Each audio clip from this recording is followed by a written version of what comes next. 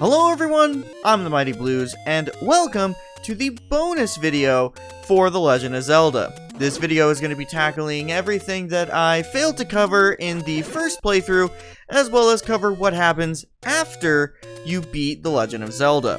Now, first things first, I want to talk about something that really isn't that big of a deal, but it was just something that I failed to show off, so might as well show it off here. The first thing that I would like to cover is what is known as a money-making game, where, in specific caves all around Hyrule, there are gambling games that you can participate in. And the odds are, I would want to say, pretty fair, especially considering this is an old NES game. Whenever you enter a secret money-making cave, you have, there's always going to be at least one prize that you can collect out of the 3 chances you have. They might be either a plus 50 or a plus 20, meaning that you gain 50 or 20 rupees. There will always be at least one choice that's minus 10, and the other option may be either an additional minus 10 or it could be a minus 40. Again, every time you enter these money-making caves, do keep in mind it's not rigged so that way you may have a chance to only lose stuff. You'll always have at least one of 3 options that will be a plus 50 or plus 20. So you do have a chance of making money. It's just that you have a 1 in 3 chance of that happening. And when you lose money, you have the exact same odds of losing either 10 or 40 than when you would gain 50 or 20. So keep that in mind. I never bothered showing this off in the original quest because getting money is kind of difficult, and having the chance of losing it all just meant there would be more chances for grinding, and I didn't want to do that. However, this is kind of spoiling what we're going to be talking about for the majority of this video, but I don't really care, so it's not that huge of a deal to me. The next thing I want to talk about actually pertains to Second Quest. We'll get into that in a little bit, but just keep in mind, whenever you are attempting Second Quest, there is one additional location for the money-making game. And speaking of locations, might as well want to talk about that. In your first quest, there are 5 different locations for the money-making game. There is one located here, one here, and 2 more right here and here on the map. And if you're playing Second Quest, they're all located in the same spot, but there is one additional money-making game right over here. The next thing that I want to talk about also pertains to something that can make you lose money, hence why I didn't talk about it during the initial playthrough, and that's door repairs. That's kind of what the Zelda fanbase has dubbed it. Basically, these are secret caves that you can find just like those secret rupee caves that we found throughout our adventure before, but these ones take your money. Instead of finding a moblin inside of the cave who will give you money, instead there's an old man, and he makes you pay for the fact that you blew up his door. Every single one has the same charge. You have to pay 20 rupees in order to repair the door. And there's several across the map. I've gone ahead and circled which spots on the map have these door repair caves. So if you're someone who was just going around instead of looking up on the map which specific rupee caves gave you rupees, and instead just went all willy-nilly looking at any single cave you could find, you may want to watch out for these. So just wanted to make sure I showed that off because, again, something I forgot to show off in the initial playthrough. The last thing that I want to talk about is easily said the bulkiest thing, and is going to be covering the majority of this video, and that is Second Quest. Now, what is Second Quest? Essentially, think about it as an early New Game Plus. Pretty much what happens is, when you beat The Legend of Zelda for the first time, this unlocks Second Quest. You'll know you've unlocked Second Quest when, if you go to your file select, you'll see Link holding a sword.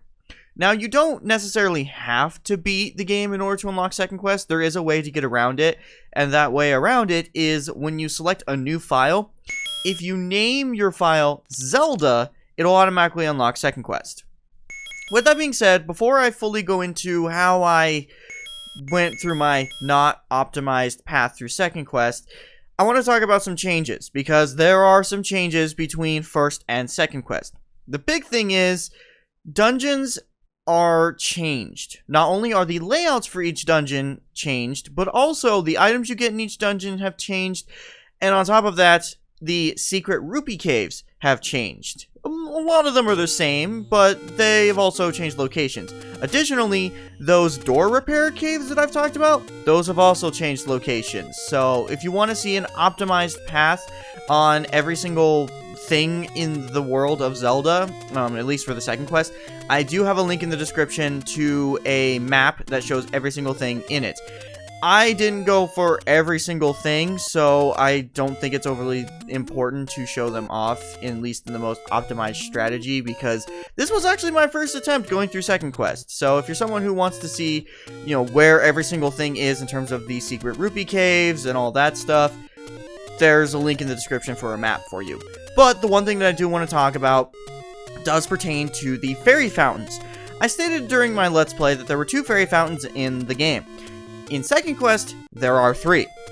There is one located here and here on the map, but the additional third map is actually located at the very top of the Lost Hills, which is really important because there's a dungeon also located in the Lost Hills, and having that fairy fountain is a godsend. But we'll get into that in a little bit. Essentially, the rest of this video is going to be covering my strategy on how I tackled second quest, which I will be honest, it wasn't the most optimal strategy, but in my research in doing this LP, I noticed there weren't really any guides on how to do second quest. There are a few, obviously, on YouTube and stuff, but there weren't any, definitive guides. It was kind of just a, why would you do second quest? It's basically just a harder Zelda, which is true. I should talk about that as well. Second quest is difficult. Not only does it jumble around every single thing in the game in terms of where items are, where shops are, where rupee caves are, it also makes enemies deal more damage to you. Additionally, it adds a few more curveballs at you, and by curveball, I mean the recorder actually becomes a staple for second quest. Seriously, the recorder in the first quest really isn't all that important, but in second quest, you need it for 100%, because there are some heart containers as well as some secret rupee caves that are locked away behind the recorder. So do keep that in mind as well. Now, with all that out of the way, let's go into what my strategy was when going through second quest.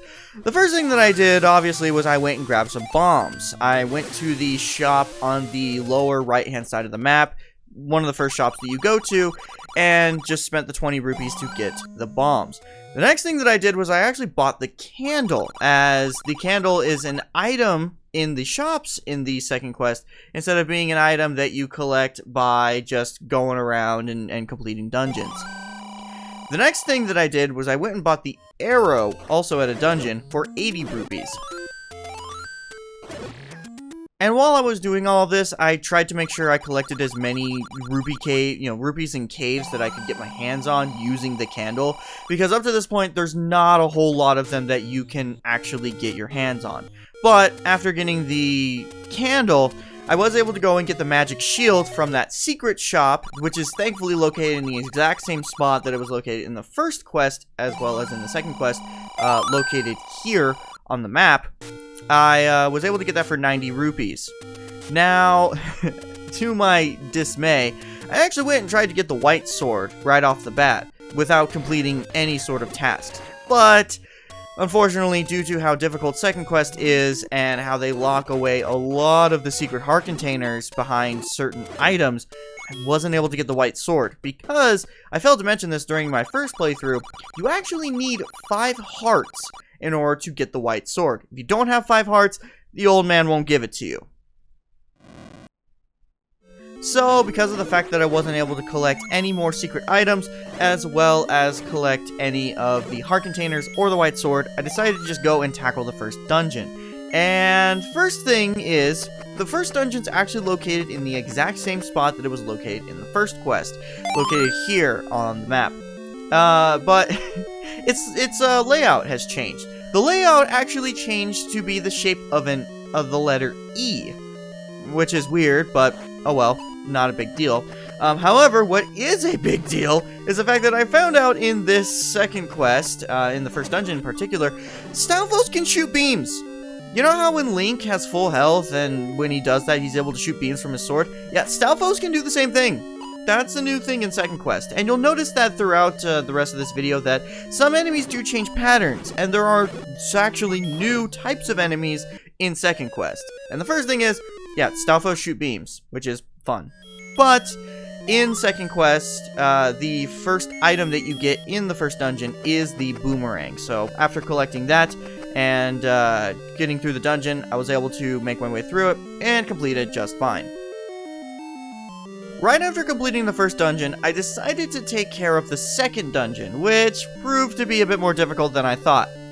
The big thing with the second dungeon is that not only is it shaped in the letter A, but it also has secret passages. So second quest dungeon 2 is definitely going to be something you're going to want to have a map of, which there will be a map of the second quest dungeon, as well as all other maps of the second quest dungeons in the description. So if you want to get a more in-depth look on all these dungeons, you can take care of that. But do keep in mind when you decide to tackle second quest as well as dungeon number 2, it's got secret passages that the game doesn't really tell you much about. So unless you know about them, you might be running around for quite a bit of time, because let me just say, that is one of the crappiest game designs I think I've ever seen. I mean, granted, yes, this is early NES, and they did real dickish things in order to keep the player from completing the game, but, like, they literally don't have any sort of indicator on whether or not this is a secret passageway. You kind of just gotta run into a wall and hope to God that Link goes through it, because it was a secret passageway. It kind of sucks, but again, keep in mind, that's a thing that's going to be happening. But the reason why I say dungeon number 2 was a bit more difficult than I thought it would be is I struggled with it a lot. And what I actually decided to do, because I struggled with it so much, was I went and grabbed the dungeon item, that being the recorder, and just bailed. I grabbed the recorder, left, and decided to take care of a few extra things before I re-attempted the second dungeon. The first thing that I did was I actually went over into the desert location, because now that I had the recorder, there was a heart container that I could collect located here on the map. All you have to do is go to that location, play the recorder, a stairway will open up, and you can get that heart container. I also decided to do the same thing in order to get some secret rupee caves, because that's the big thing in second quest. There are going to be secret caves and all those things that are held back behind the recorder. I talked about that a little bit earlier in the video, but yeah, this was a part of the game where I kind of got mad by that. Like, oh, now I have to figure out all these secret locations that use the recorder, including heart containers. But went ahead and collected all those, got that heart container, and then the next thing that I did was I actually grabbed the blue ring, because that's something that I had failed to collect before. And didn't really have the rupees at the time, so went ahead, grabbed the blue ring, and thankfully, because I had completed the first dungeon, as well as grabbed a secret heart container, I had enough hearts in order to get the white sword. So, after collecting the blue ring, the white sword, as well as an extra heart container, went back to dungeon number 2, my god I can't talk, and was actually able to complete it.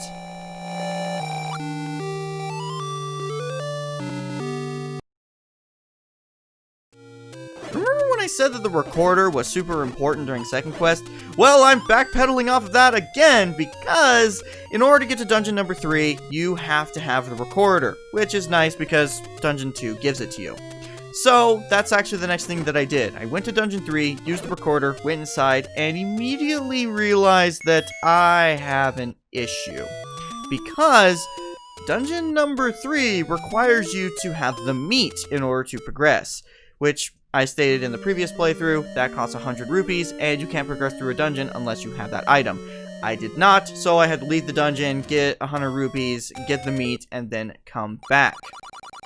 But, thankfully, I didn't have any sort of issues with the third dungeon after getting the meat, and the odd thing is, the third dungeon's shaped in the letter L, but then has some other things to it. Again, the dungeons are designed differently. I'll have links in the description to all the maps to the second quest dungeons, but it was weird to see that it was shaped like an L.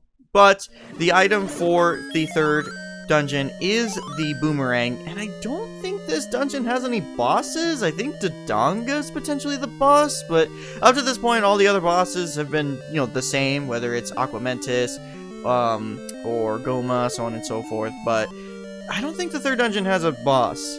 Quote me if I'm, correct me if I'm wrong in the comments, but I think that was another weird quirk about it. But after getting the meat, didn't really have that much of an issue completing the third dungeon. After completing dungeon number 3, I decided to backtrack through Hyrule a little bit and collect some items that up to this point I didn't think I had access to, but I actually did and just didn't do things right.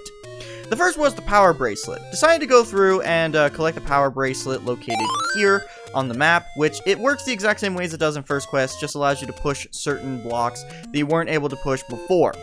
After doing that, I decided to collect an additional heart container located here in the graveyard, and afterwards it went straight to dungeon number 4.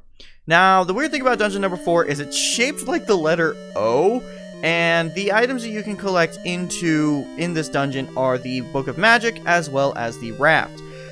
Now, this is when, I want to say, the first new enemy comes into play with Second Quest, and it's one of the only new enemies in the game. And it's actually not a new enemy. It's an alternate version of a pre-existing enemy that has different attributes to them, and that is Bubbles.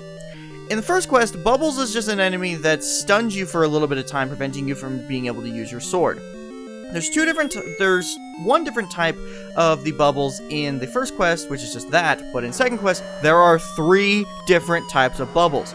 There's the first type, which existed in First Quest, but then there's also orange and blue types. You want to pay attention to the orange types, because they start showing up in Dungeon 4, and Second Quest uses them a lot. The orange Bubbles prevent you from being able to use your sword. Like, at all. If you get hit by an orange Bubbles, unless you die, or get hit by something else, you will not be able to use your sword. With that being said, there are blue Bubbles, as alongside the orange ones in Second Quest, that when you get hit by them, they allow you to use your sword again.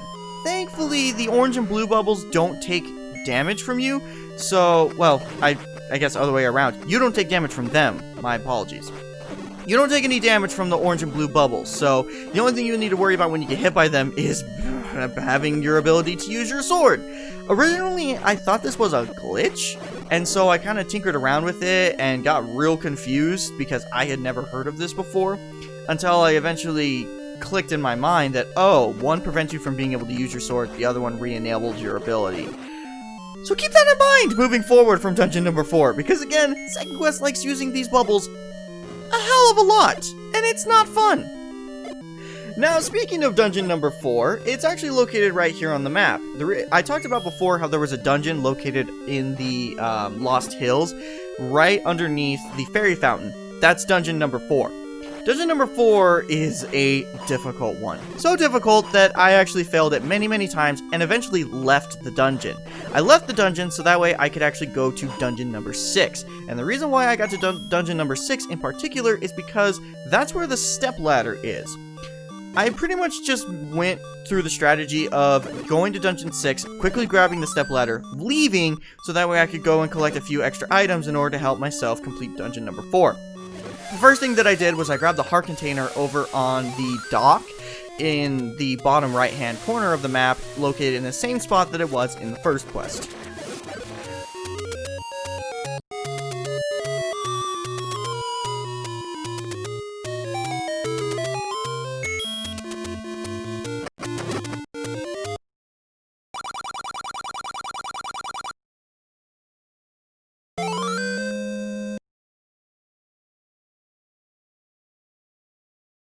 After that, I decided to go up to this spot on the map where the letter is and collect that from the old man, as well as getting a few potions from the old lady. After that, I actually attempted to get the magic sword located here on the map, and I failed to do so. The reason why is because you actually need 12 hearts in order to get the magic sword. So I wasn't able to do so, so I left. I actually re-attempted Dungeon 4 right after that, and was able to complete it no problem at all. Well, I shouldn't say that, that's downplaying it a lot. Dungeon 4 kicked my ass. I'm not gonna deny it.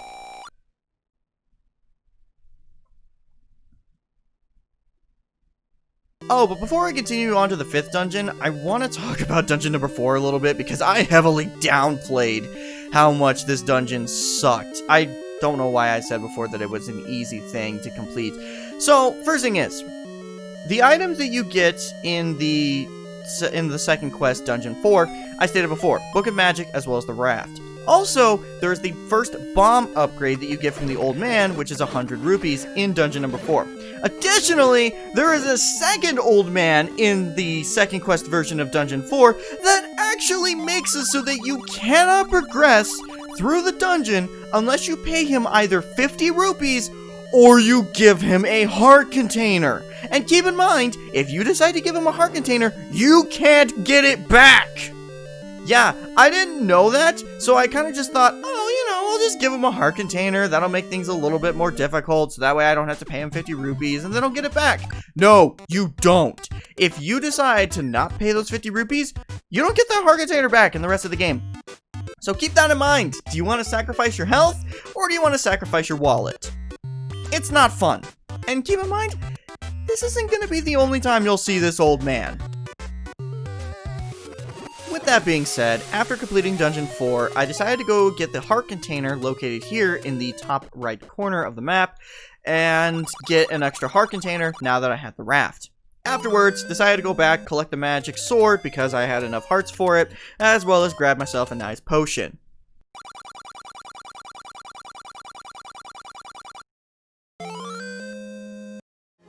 After doing all that, decided to go straight to dungeon number 5, which is shaped in the number 2.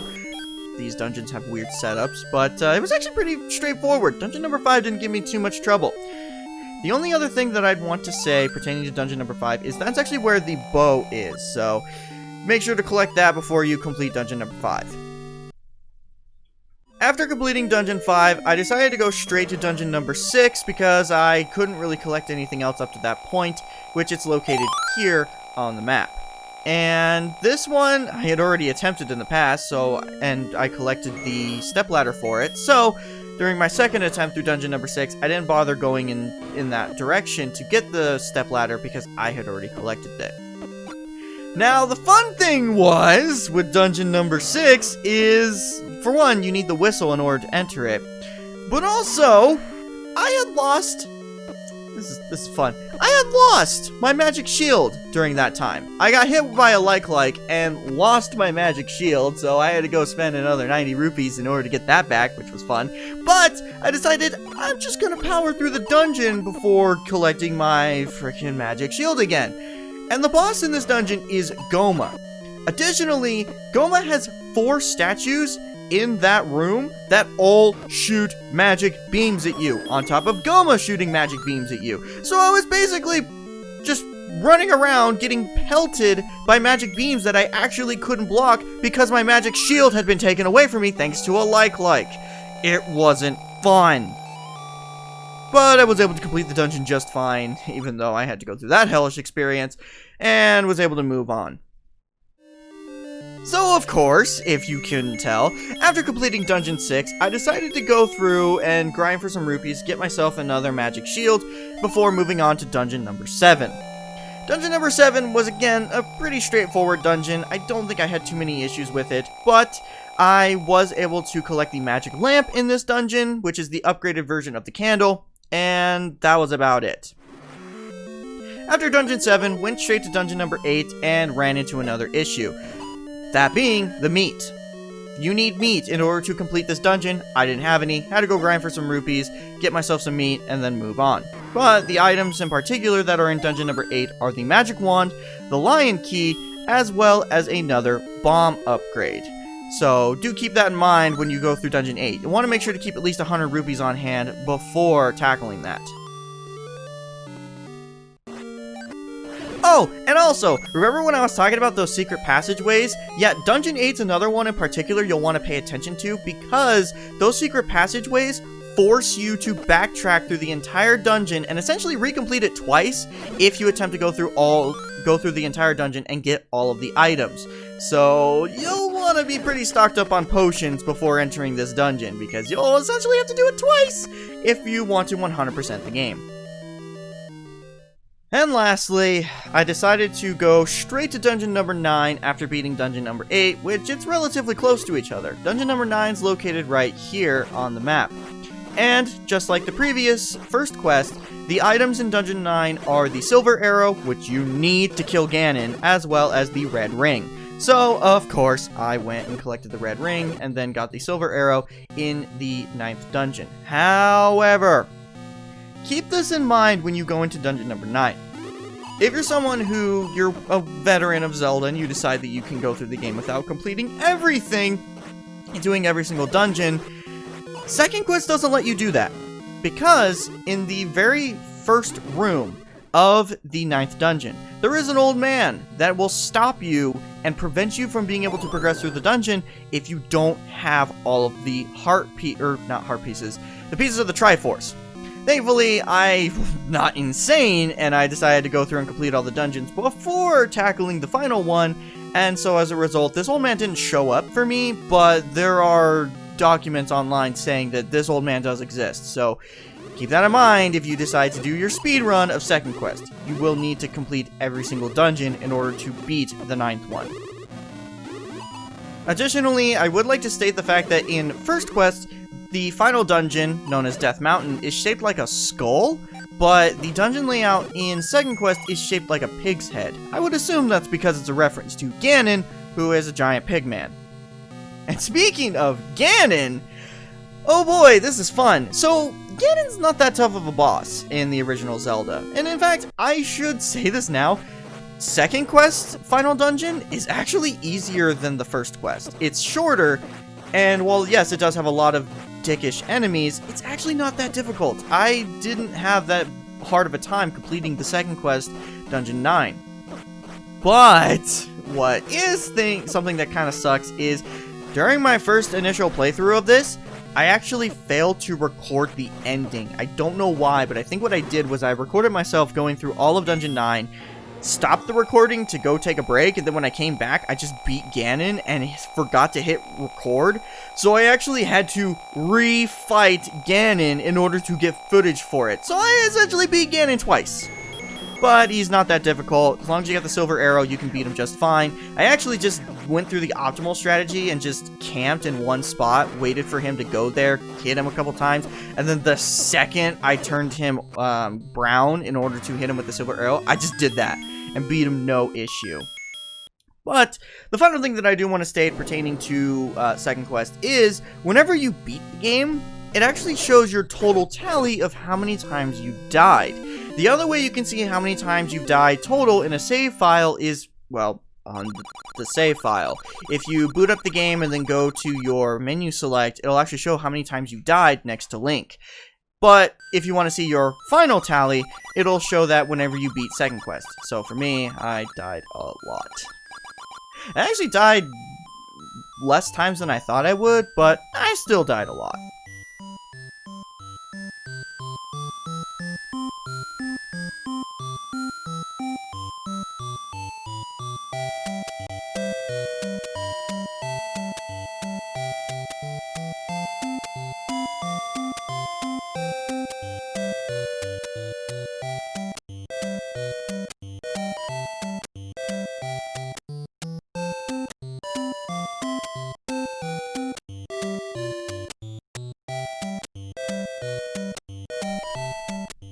And that's everything. That's all that I wanted to talk about pertaining to The Legend of Zelda. I hope everyone enjoyed this Let's Play. And before I end things off, I have some special thanks that I want to say, because without these glorious people who worked on these things, I wouldn't have been able to do this Let's Play. First off, I'd like to thank everyone who are over at Zelda Dungeon. Zelda Dungeon's a very reputable site for all things The Legend of Zelda, and I use not only their maps, but also their, I guess, optimal strategy for going through the first quest in order to complete this LP. So, everyone over at Zelda Dungeon, I don't have specific names, but if you're someone who works over there and you work on that site, thank you. You have helped me complete so many Zelda games, and if it wasn't for them, I wouldn't have been able to do anything pertaining to this LP. The other Zelda-related site that I would like to give thanks to is Zeldapedia. They gave me a lot of information that I needed pertaining to the second quest, so special thanks to them as well. Again, my words are the same as with Zelda Dungeon. If it wasn't for you guys working on these sites, giving everyone the information we need to complete these games, I wouldn't have been able to do this Let's Play, because there's a lot of cryptic stuff in these old NES games, and Zelda is no exception to that.